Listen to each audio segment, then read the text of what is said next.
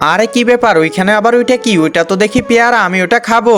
আরে রাজু এখানে কি করতেছে? আরে রাজু দাঁড়া দাঁড়া, ওইটা পারিস না, ওটা তো এখনো ছোট হয়ে আছে, যা এখান থেকে। আচ্ছা মা, ঠিক আছে।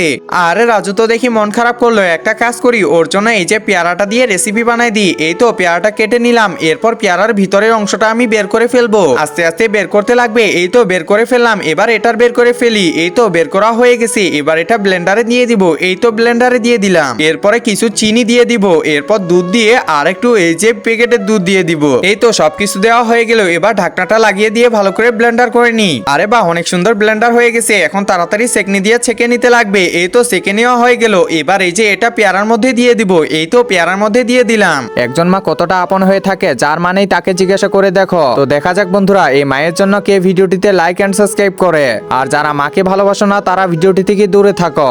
এখন তাড়াতাড়ি এই যে ঢাকনাটা লাগিয়ে দিই, রাজু তো দেখলে অনেক খুশি হবে। এই যে রাজু দেখ, তোর জন্য কি নিয়ে আসছি। আরে মা, পেয়ারার রেসিপি। আরে তাড়াতাড়ি খেয়ে দেখ কেমন করে। আচ্ছা মা, ঠিক আছে। আরে বাহ মা, এটা তো অনেক স্বাদ করতেছে।